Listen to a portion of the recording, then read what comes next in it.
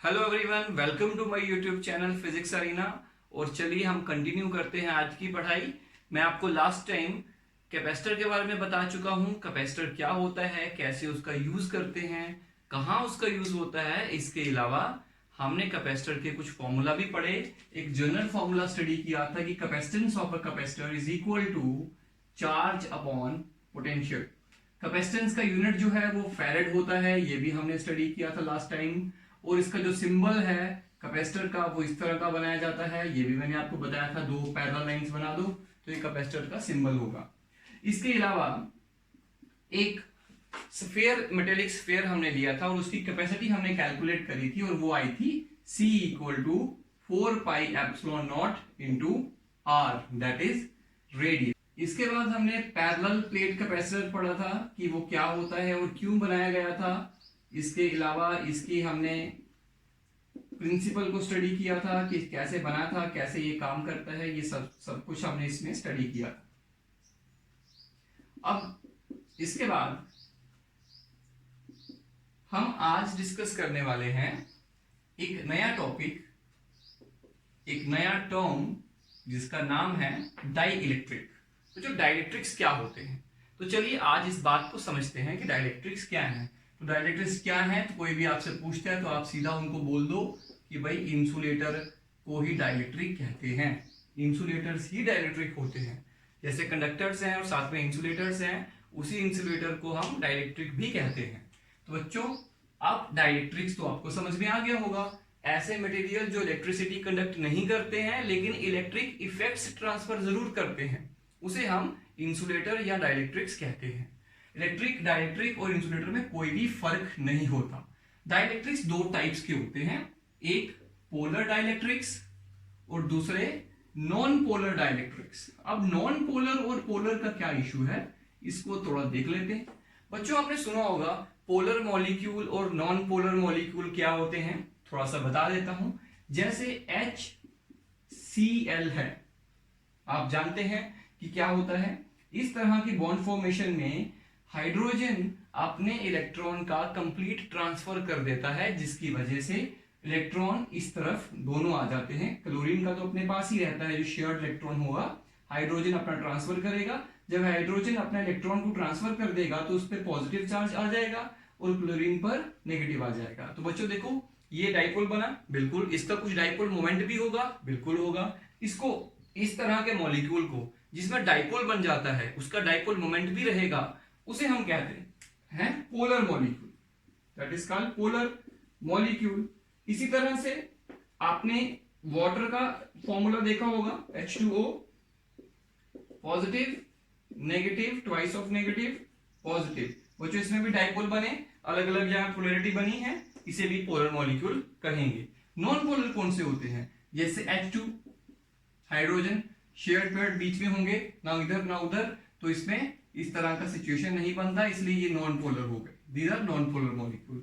इस तरह से जो डाइलेक्ट्रिक्स जिनके मॉलिक्यूल्स पोलर होते हैं उन्हें हम कहेंगे पोलर डाइलेक्ट्रिक्स, जिनके नहीं होते हैं पोलर उससे कहेंगे नॉन पोलर डाइलेक्ट्रिक्स। मतलब जिनके मॉलिक्यूल पोलर होंगे वो पोलर डाइलेक्ट्रिक, जिनके नहीं होंगे वो नॉन पोलर डाइलेक्ट्रिक्स। अब हमें ये समझना है कि जब एक डाइलेक्ट्रिक को, पोलर और नॉन पोलर दोनों को, अगर हम इलेक्ट्रिक फील्ड में प्लेस करें तो फील्ड में रखने से उनके अंदर क्या चेंज आता है ये हमें समझना है।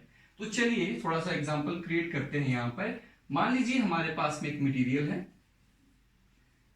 इसके मॉलिक्यूल जो हैं वो पोलर है, पोलर डाइलेक्ट्रिक है, it is a polar dielectric.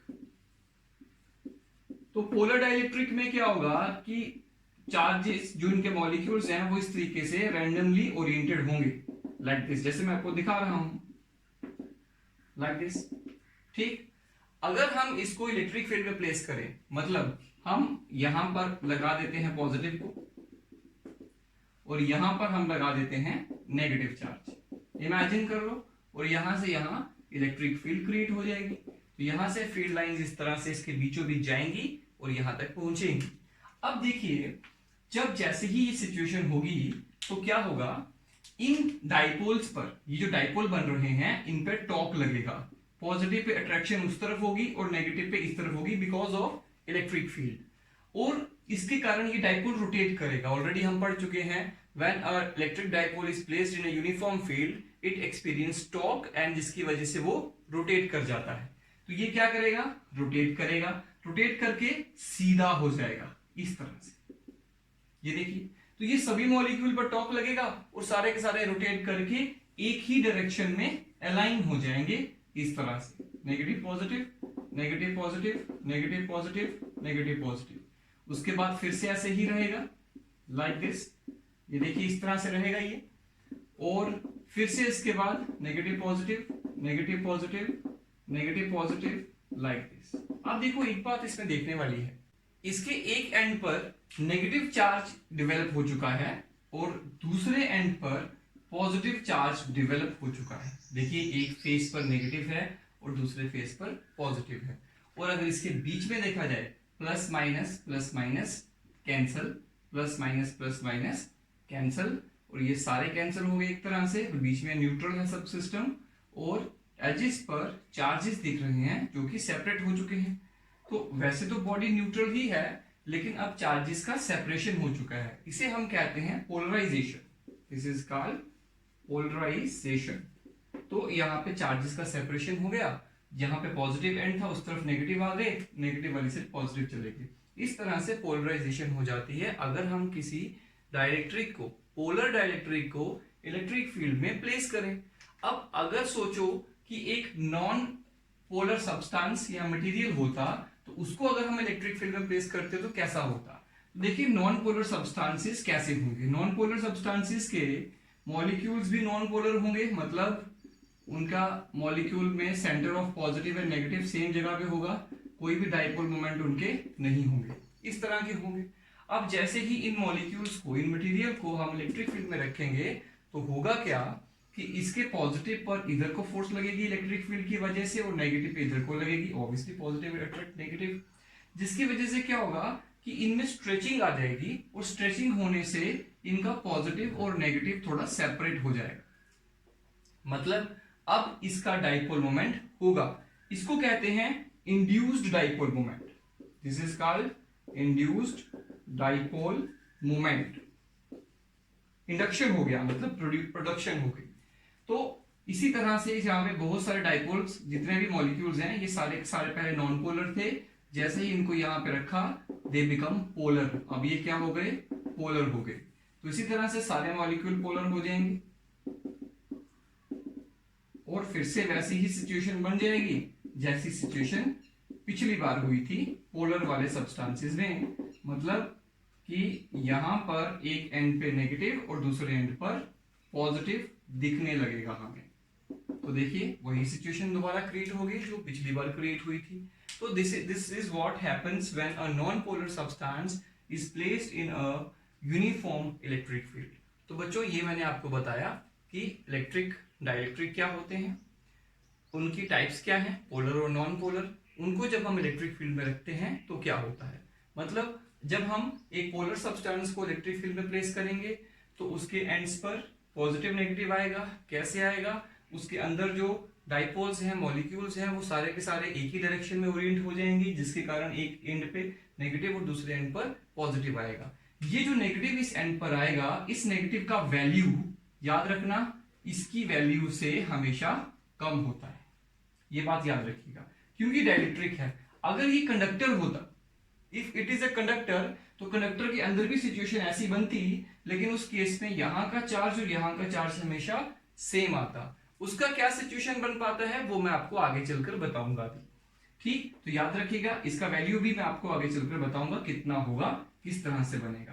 तो ये सिचुएशन होती है बच्चों जब हम एक नॉन पोलर या पोलर डाइलेक्ट्रिक को इलेक्ट्रिक फील्ड में प्लेस करते हैं। मतलब डाइलेक्ट्रिक को, पोलर को प्लेस करेंगे तो उसके मॉलिक्यूल रैंडमली ओरिएंटेड होते हैं, पहले फील्ड में रखने पर एक ही लाइन में ओरिएंट हो जाएंगे और पोलराइजेशन हो जाएगा। अगर हम नॉन पोलर को रखेंगे तो पहले उसके जो नॉन पोलर मॉलिक्यूल्स है वो पोलर बनेंगे, उसके अंदर डाइपोल मोमेंट इंड्यूस होगा और फिर वो वैसा ही पोलराइजेशन करेंगे जैसा पिछली बार हुआ था। तो पोलर मॉलिक्यूल्स में परमानेंट डाइपोल्स पहले के प्रेजेंट होते हैं, लेकिन नॉन पोलर में नहीं होते हैं। जब उनको फील्ड में रखेंगे तो तब उनके अंदर डाइपोल्स इंड्यूस होंगे। हाँ, अगर मैं इसको दोबारा बाहर रख दूं तो सिचुएशन रिवर्स हो जाएगी, जैसे ये पहले थे वैसे ही हो जाएंगे। अब हम पैरेलल प्लेट कैपेसिटर की कैपेसिटेंस को कैलकुलेट करते हैं कि वो कितनी होती है। तो देखिए स्टूडेंट्स, हमारे पास एक पैरेलल प्लेट कैपेसिटर है, मान लेते हैं ये हमारे पास दो प्लेट्स हैं। आप देखते जाइएगा किस तरह से आपको नोट्स बनाने हैं। ये दो मैंने प्लेट्स रखी, एक प्लेट को हमने पॉजिटिव चार्ज दिया और दूसरी प्लेट को हमने नेगेटिव चार्ज दिया। दोनों पॉजिटिव और नेगेटिव एक बराबर ही होंगे, ये मैंने आपको लास्ट टाइम बताया था जब इसका प्रिंसिपल पढ़ाया था।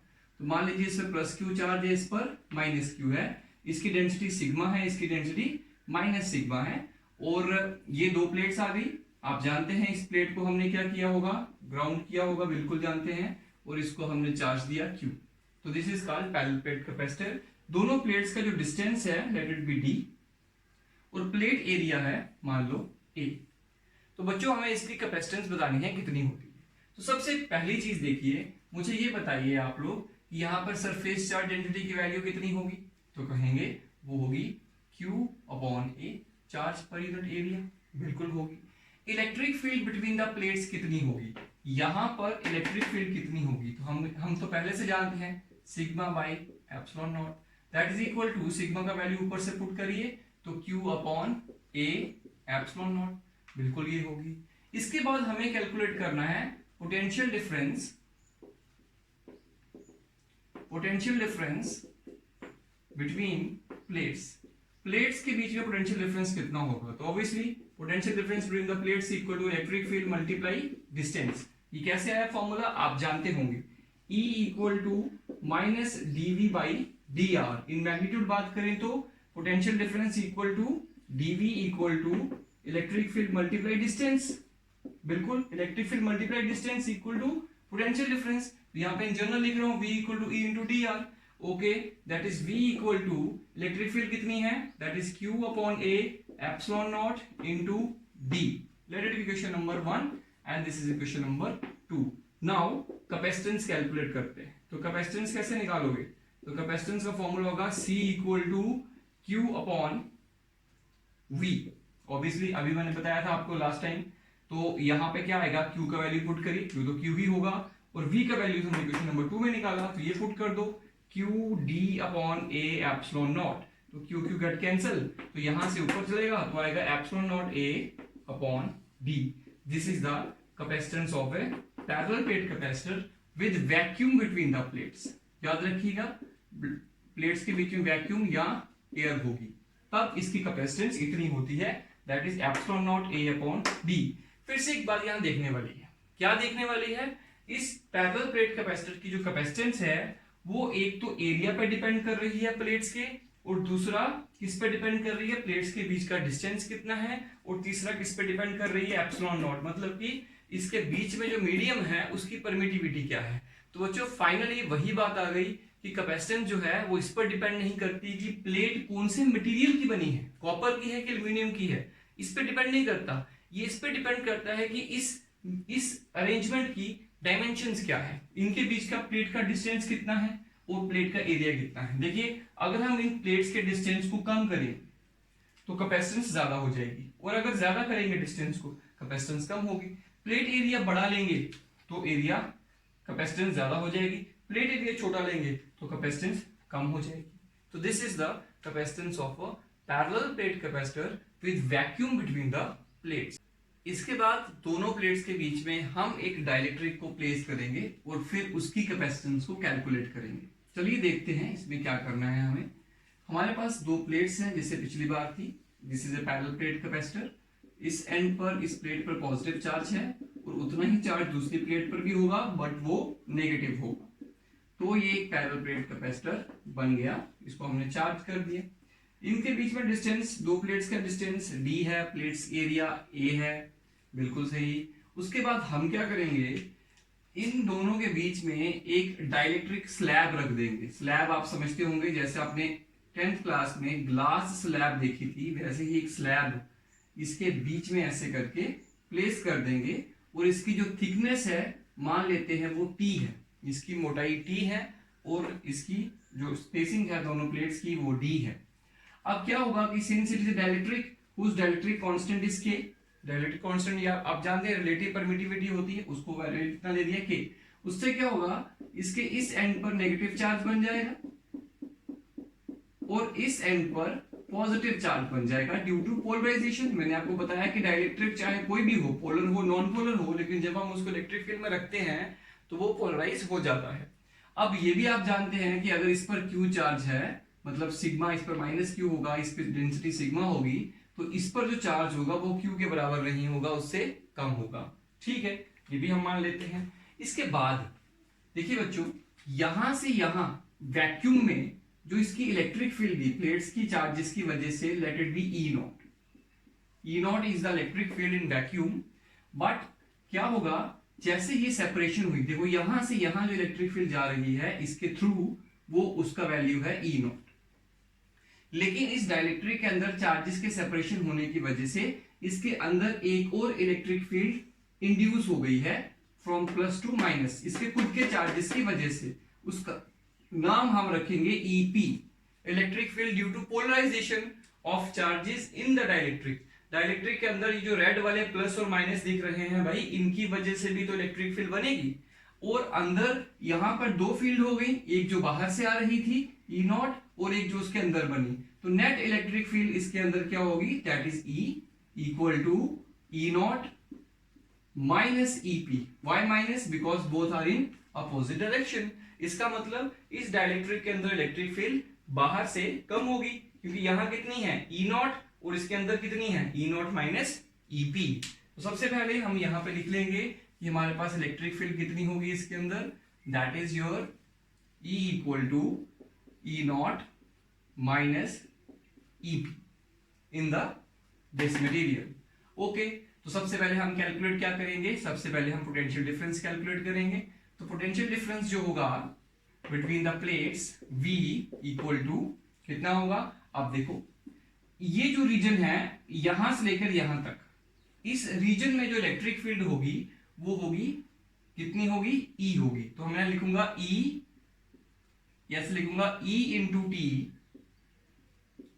टी रीजन में E फील्ड है plus E naught into T minus D. T minus D region मतलब ये टोटल रीजन है D, इसमें से टी वाला रीजन माइनस कर लो तो बाकी ये रिमेनिंग साइड्स वाला रीजन बचेगा। इस साइड्स वाले रीजन का डिस्टेंस कितना है, that is D minus T. Sorry, it's not T minus T, it's D minus T, ज्यादा D है बड़ा। तो ये जो खाली रीजन है यहाँ पे इलेक्ट्रिक फील्ड E नॉट, तो मैं लिखा E naught into D minus T, और इसमें जो फील्ड है वो होगी E, तो मैं लिखा E इंटू टी, कि T रीजन में E फील्ड है और D माइनस टी रीजन में E नॉट फील्ड है। तो ये होगा इनके बीच का पोटेंशियल डिफरेंस। जैसे कि मैंने पहले बताया, potential difference equal electric field multiply distance होता है। तो अब यहाँ पे दो रीजन बन रहे थे, दोनों जगह फील्ड अलग अलग थी, इसलिए मैंने इसको ऐसे बनाकर लिखा। तो चलिए इसको इक्वेशन नंबर 1 लगा लेते हैं। देखा आपने, सबसे पहले हमें क्या करना चाहिए ऐसे वाले क्वेश्चन में जहां कैपेसिटेंस निकालनी हो, सबसे पहले निकालो E, उसके बाद निकालो V, उसके बाद निकालो C, बस प्रॉब्लम सॉल्व। पिछले क्वेश्चन में भी ऐसे ही किया था हमने। चलो ये निकल गया, इसको थोड़ा और मॉडिफाई कर लेते हैं। क्या मॉडिफाई करेंगे, आप जानते हैं एक बात कि F equal to F naught upon K होता है। Force in medium is equal to force in vacuum upon K, ये फॉर्मूला मैंने आपको पीछे बताया हुआ है।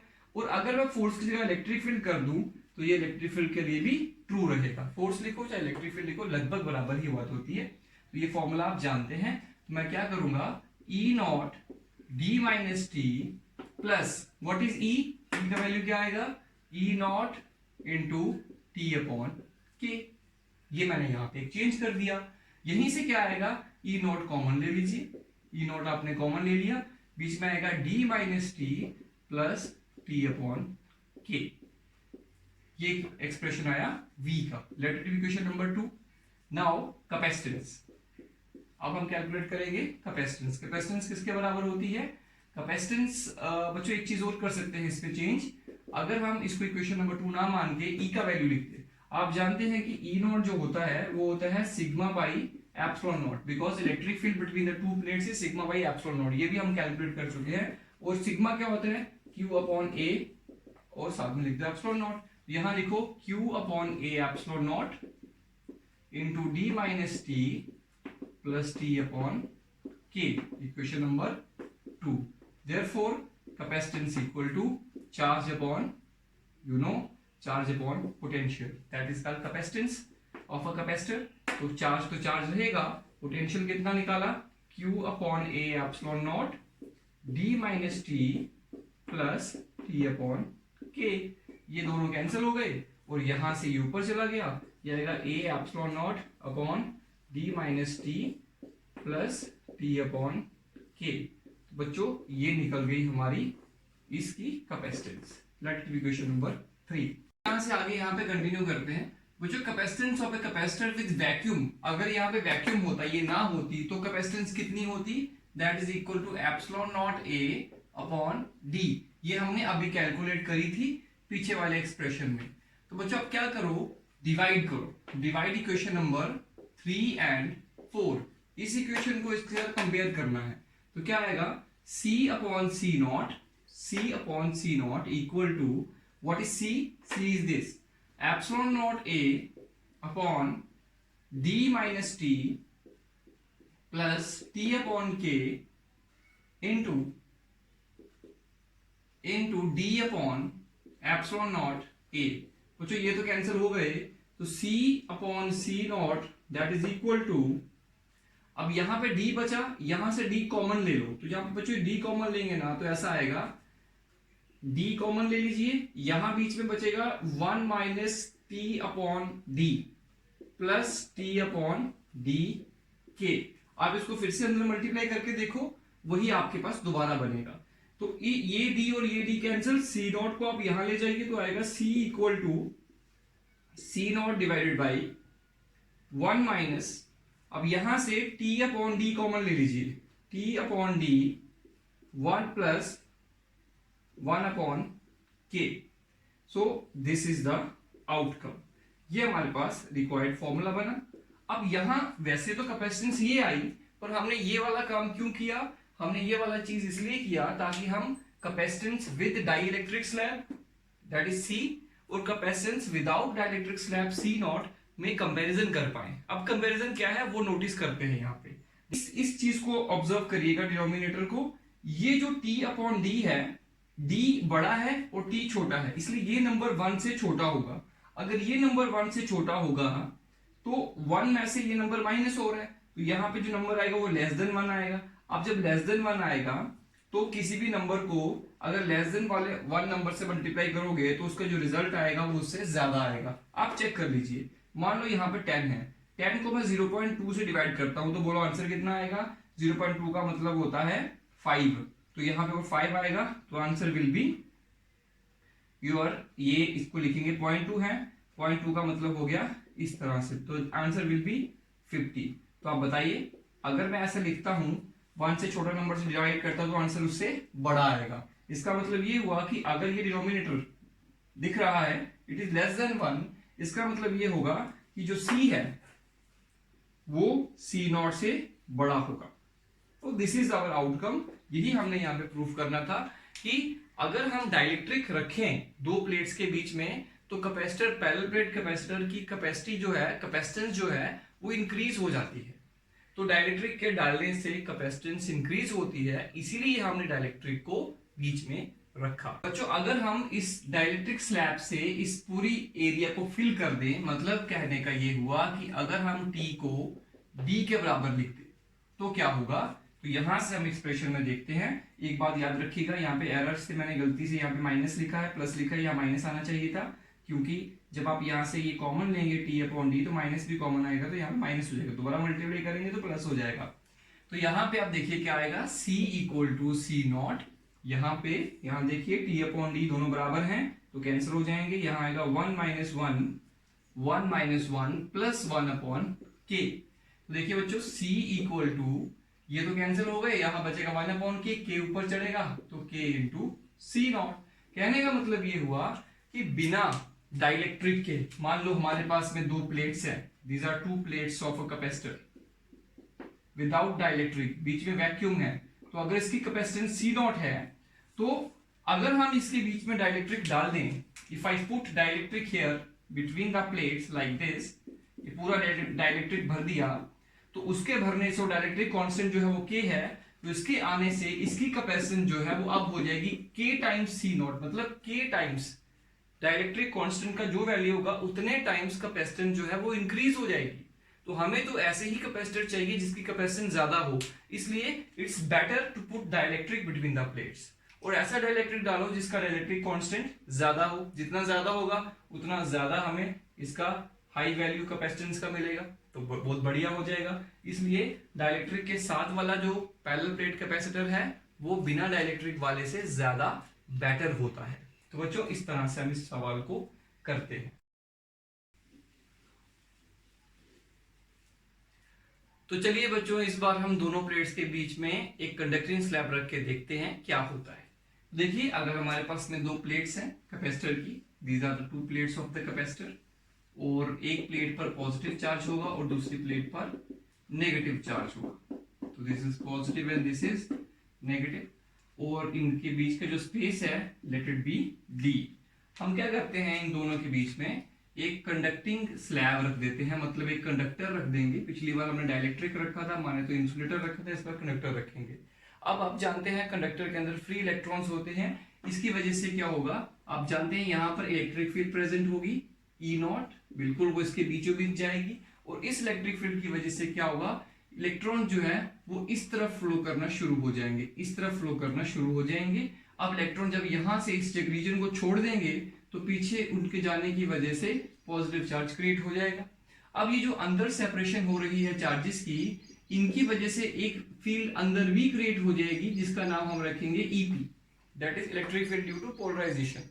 अब ये जो ईपी है वो इस बाहर वाली फील्ड को कैंसिल कर रही है, लेकिन बाहर वाली फील्ड ही है जिसकी वजह से इलेक्ट्रॉन इधर को आ रहे हैं।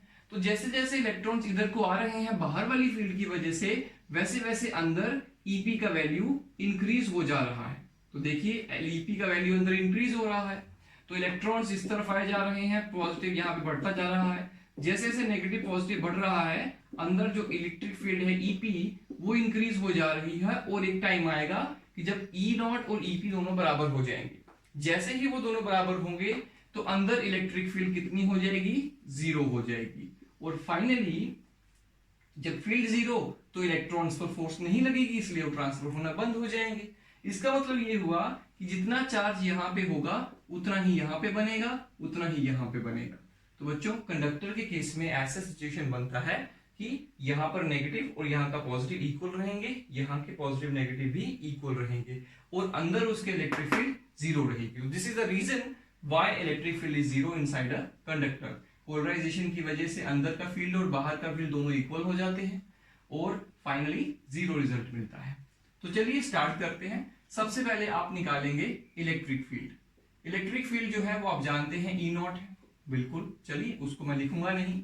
तो सबसे पहले हम पोटेंशियल डिफरेंस निकाल लेते हैं, दोनों प्लेट्स के बीच का कितना होगा। अब देखो बच्चों, पिछली बार जैसे हमने लिखा था E naught multiply D minus T plus, और बाकी ये वाला रीजन बचा, इस रीजन में तो भाई जीरो है इलेक्ट्रिक फील्ड, तो इनटू टी रहेगा, जीरो मल्टीप्लाई टी, तो v जो है वो आएगा ई नॉट। ई नॉट जानते हैं आप क्या होता है, E naught equal to, E naught को ई नॉट ही रखेंगे, चलिए यहाँ इसको चेंज कर लेते हैं। ई नॉट आप जानते हैं ये होगा आपका sigma by epsilon naught, that is equal to Q upon A epsilon naught. तो यहाँ पे हम इसको लिखेंगे Q upon A epsilon naught into D minus T. ये हमने सिचुएशन बनाया यहाँ से, देयरफॉर कैपेसिटेंस किसके बराबर आएगी, कैपेसिटेंस का फॉर्मूला भी हम जानते हैं, that is charge upon potential. Potential ऊपर निकाला हमने, तो ये आएगा Q upon A epsilon naught into D minus T. यहाँ से क्यू क्यू गेट कैंसिल, ये दोनों हमारे कैंसिल हो जाएंगे, और यहाँ से एप्सिलॉन नॉट ए ऊपर आएगा, एप्सिलॉन नॉट ए ऊपर आएगा। और एक चीज हम यहाँ पे भूल रहे हैं, ये ठीक है, तो यहां से आएगा डी माइनस टी। बच्चों ये आई कैपेसिटेंस हमारे पास, ठीक है। अब ये इसकी कैपेसिटेंस आ गई। अब लेकिन तो हम तो जानते हैं capacitance of a parallel plate capacitor with vacuum वो होती है epsilon naught A upon D. अब equation number 2, let it be equation number 1, दोनों को डिवाइड कर दीजिए, तो आएगा C upon C naught equal to epsilon naught A upon D minus T multiply D upon epsilon naught A. ये वाला चीज लिखा, ये दोनों कैंसिल हो जाएंगे, तो C equal to C naught, ये आएगा D upon D minus T. तो बच्चों this is the relation between C and C naught. मतलब क्या कहने का, यहां से भी यही होगा। आप जानते हैं डी माइनस टी जो होगा वो छोटा होगा डी से, डिनोमिनेटर छोटा है, डी इससे बड़ा है, न्यूमिनेटर बड़ा है। इसका मतलब ये होगा कि ये बड़ा नंबर है, दिस इज ग्रेटर देन 1। आप किसी नंबर को आप सी नॉट से मल्टीप्लाई करें जो कि ग्रेटर देन 1 होगा, तो आंसर जो है वो उससे भी बड़ा आएगा। इसका मतलब क्या होगा, C is greater than C naught. तो फाइनली हम ये भी कंक्लूड कर रहे हैं कि अगर इसके बिना, कंडक्टिव स्लैब के बिना जो हमारे पास पैरेलल प्लेट कैपेसिटर बनता विद वैक्यूम, उसकी कैपेसिटेंस है सी नॉट, और जब हमने इसमें ये लगाया, इंट्रोड्यूस किया, तो भाई उसकी सी। तो इसलिए बच्चों हम कह सकते हैं कि कंडक्टिंग स्लैब लगाने से भी कैपेसिटेंस जो है पैरेलल प्लेट कैपेसिटर की वो इंक्रीज हो जाती है, जैसे कि हम यहाँ पे देख रहे हैं। अच्छा, इसमें एक चीज और है, अगर मैं यहाँ पे ये पुट करूं कि if D equal to T या T इक्वल टू डी, मतलब इसकी जो थिकनेस है वो पूरी यहां तक फिट है, मतलब प्लेट्स के साथ में ये टच हो रहा है यहां तक। मतलब मैं फिर से बना के दिखा सकता हूं आपको, ये दो प्लेट्स हैं पैरेलल प्लेट्स कैपेसिटर की, और इसके बीच में जो कंडक्टिंग स्लैब है वो पूरी की पूरी इस तरह से फिल्ड है, कोई भी स्पेस खाली नहीं है, पूरा इस तरह से फिल्ड है। This is conducting slab, this is parallel plate 1 and this is plate 2। तो इस तरह से अगर हुआ तो कैपेसिटेंस जो होगी दैट इज इक्वल टू, आप जानते हैं epsilon naught A upon D minus T, and both are equal that's 0, तो C equal to infinity, that is not defined. Obviously हमने चार्जेस को सेपरेट किया था, जैसे ही कंडक्टिंग स्लैब इनसे टच हुई तो ये सारा पॉजिटिव फ्लो करके उसमें चला जाएगा, और ये फिर से सिंपली बैलेंस हो जाएगा, तो उसकी कैपेसिटेंस उस समय हम डिफाइन नहीं कर पाएंगे। तो this is parallel plate capacitor with conducting slab.